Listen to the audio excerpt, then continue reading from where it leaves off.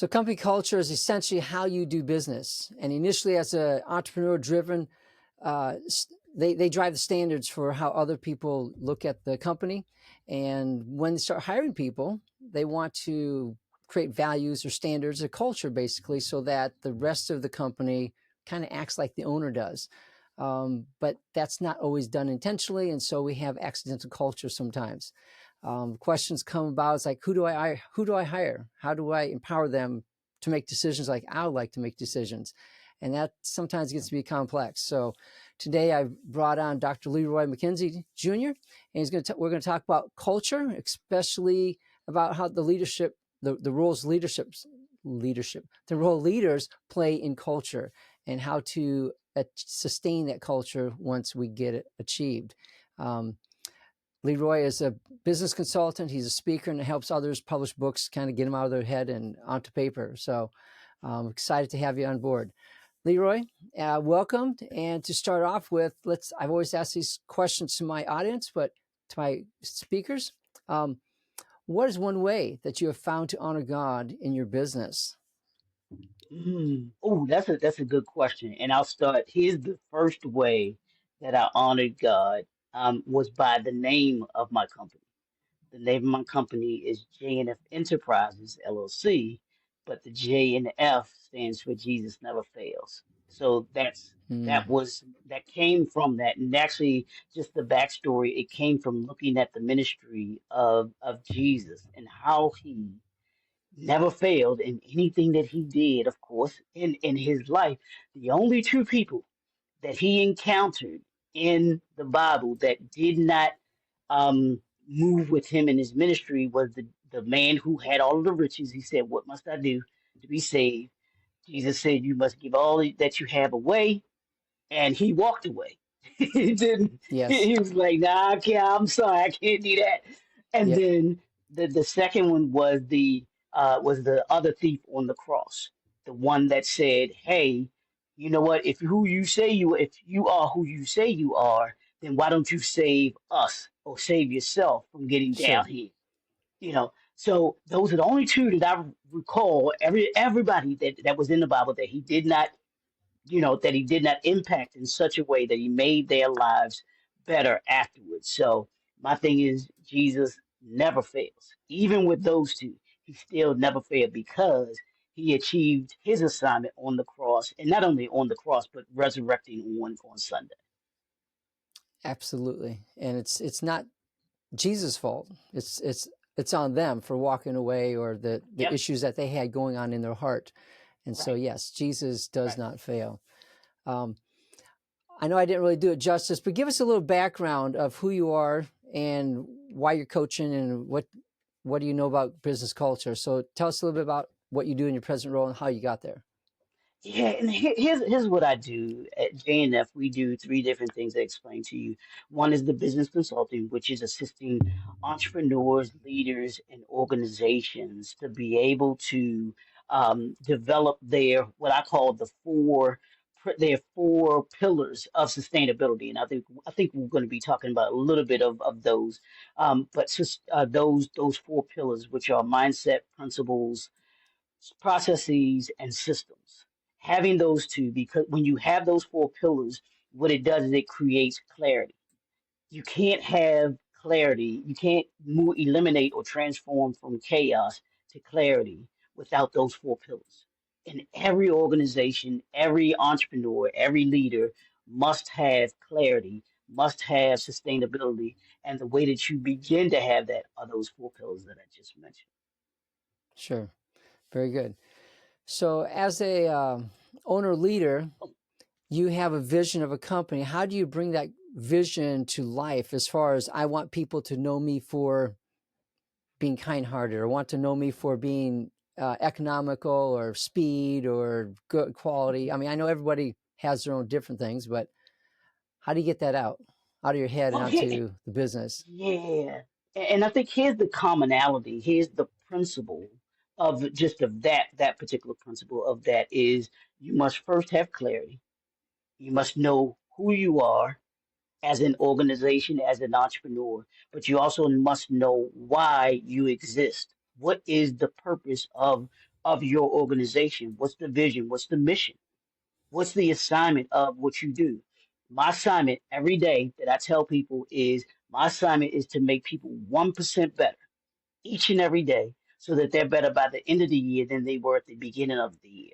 And working on those aspects of me personally or them personally, the aspects of their business, individual, collected as an organization, but then the different compartments of that organization, so that you have clarity in the direction that you're going in. You know what you're about, know what you're supposed to be doing, and why you're there. But then also at the end of the day, you should be making your clients better, however that looks for you. Whatever they're purchasing from you, they should be better after that than they were before they had the interaction with Sure.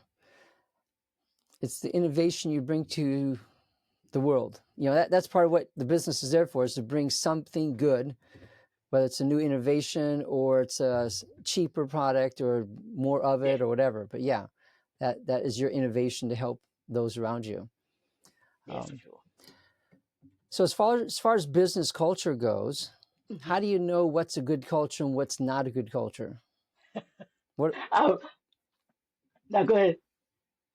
Yeah, no, I'm just saying. How would you define a poor culture? Well, your culture is it's what people may see from you. It's what people may hear, or what people may hear from you, what people may think of you when you're not around. I'll give you an example. I'm sure you've heard of Chick-fil-A, right? Yep. The company for Chick-fil-A. The culture of Chick-fil-A is that of customer service. It's making sure that whenever someone comes into the establishment, they walk away with being having an experience that they get, whether it's them simply greeting you when you come in, how are you today, how can I serve you, to the last thing that they may do is, did you get everything that you needed?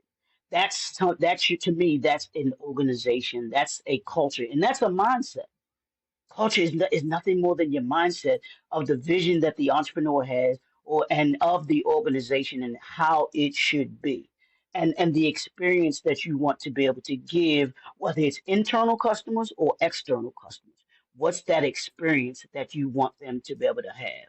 Do you want them to have a great a great experience, or do you want them to have, an experience that is, that they just don't they want to soon forget? And I've been a part of both kinds of cultures where I lied to you not, Dwight. I think I mentioned I was on a when I was working in corporate America, I was working for a company, and I literally hated waking up to go to work in the morning. That's Hmm. not that I mean, that's not a good culture.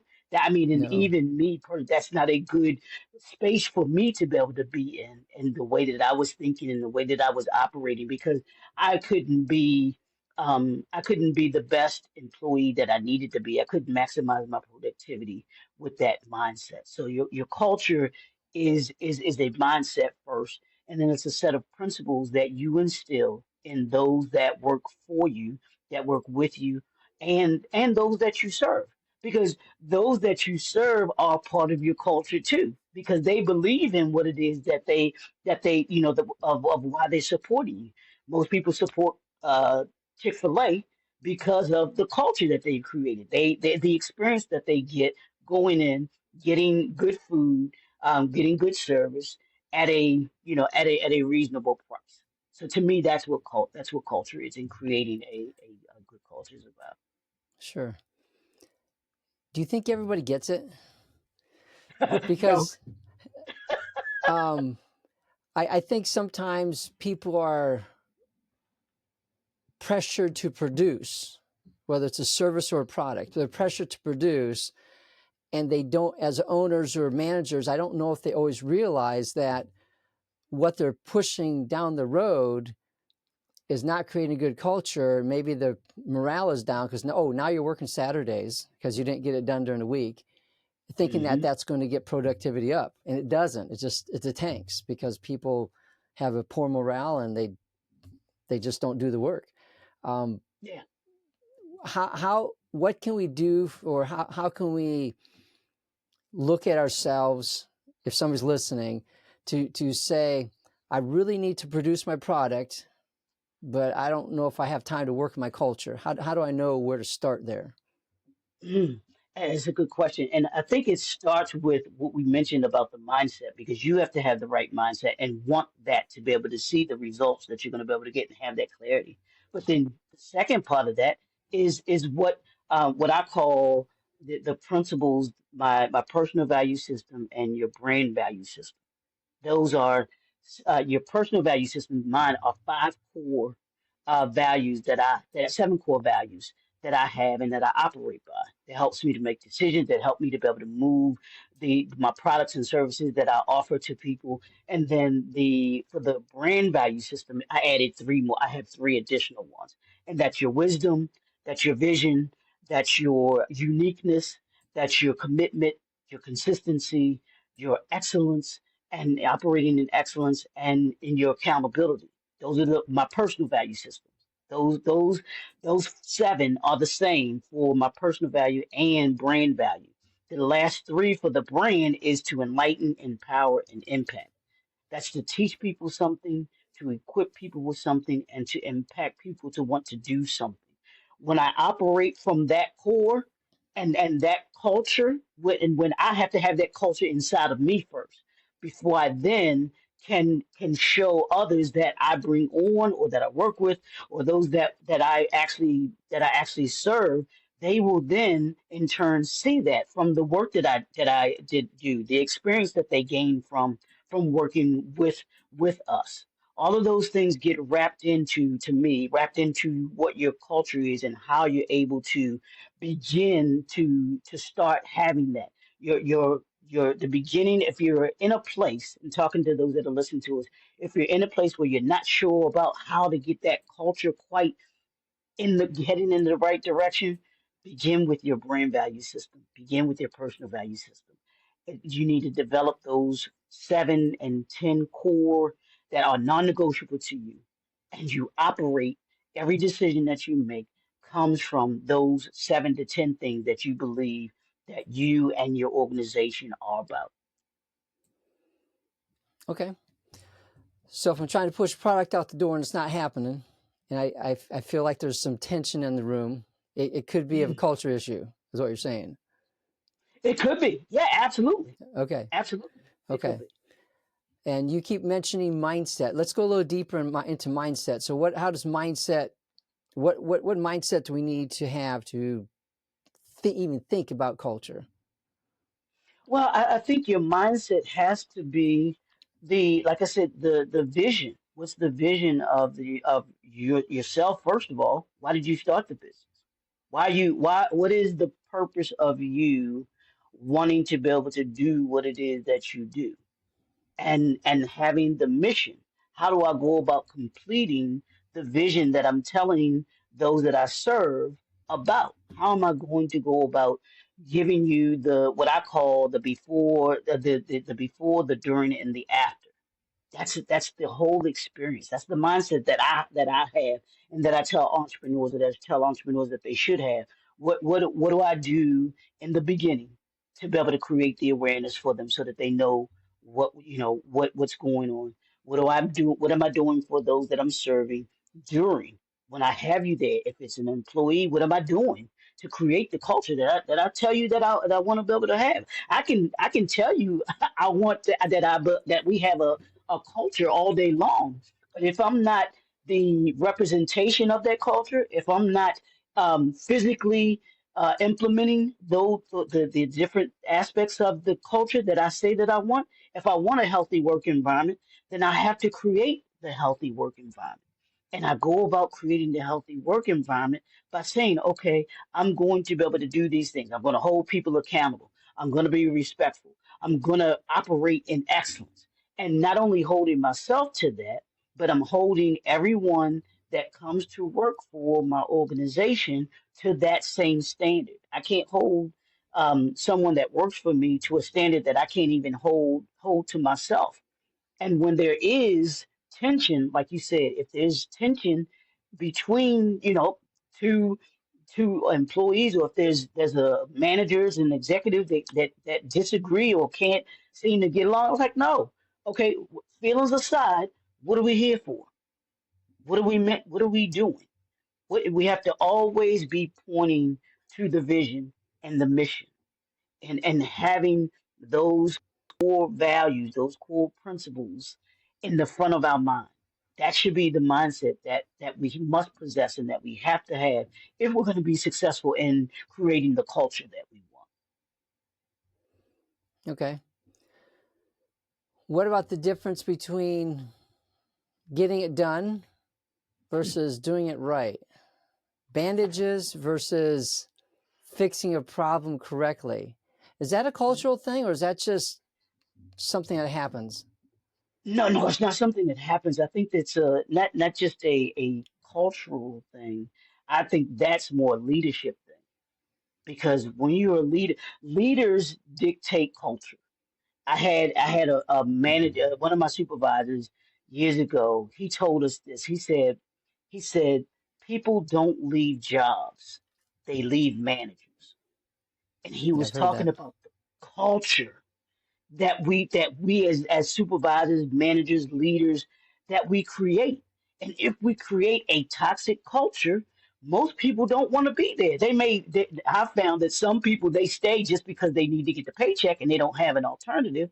But the majority of the people will say, you know what, I can find another job, but it's just not worth my sanity. It's not worth me being in a culture that is not healthy for me.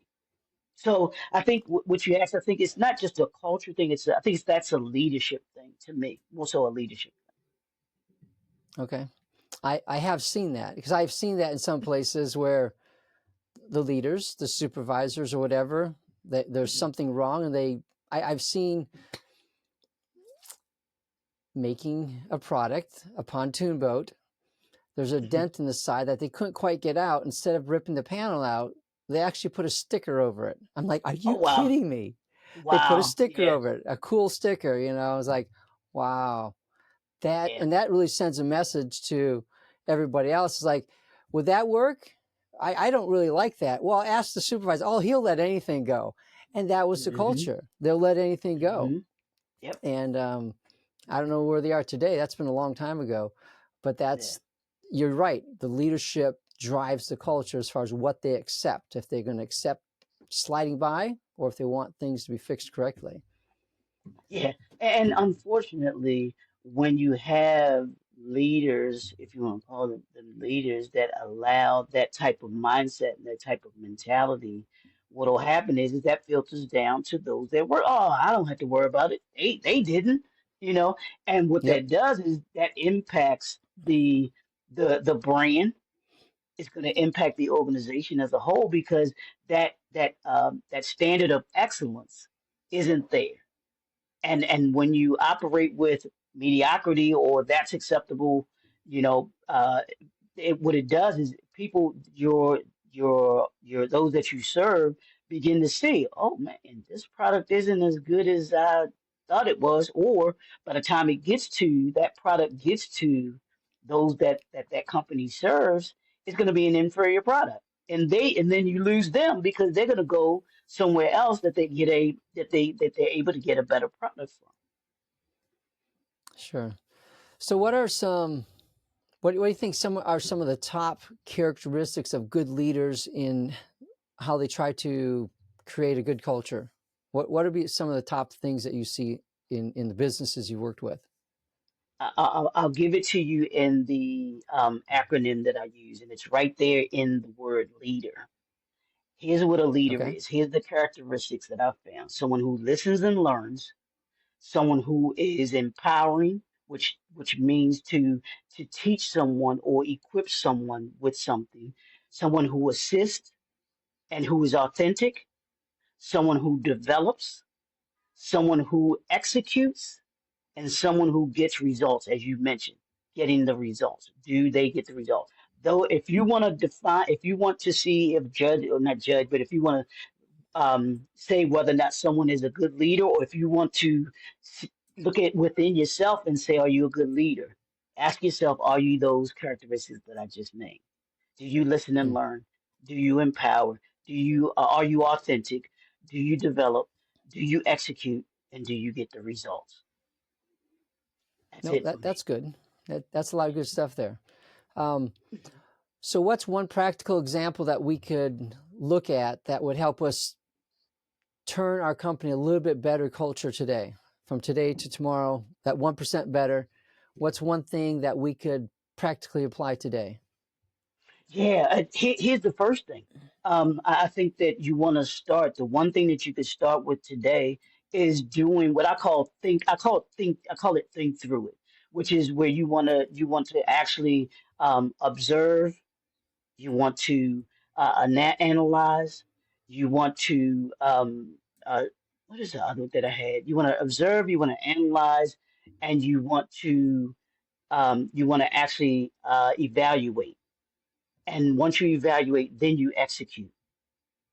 When you start, just start with that. Just start with those. Observe. Take an observation of your organization. Analyze it. See, look at your different the different departments that you have in your Okay. business, and see which ones are they working well. Do they do things well, or what are the things that they may not be doing well? And then you want to evaluate. Give them an evaluation. I mean, and you have to be willing to give a solid evaluation, and not like you were saying with the one leader. Oh yeah, well we'll just put this over that. No, you have to do a serious evaluation of your organization and be honest about it.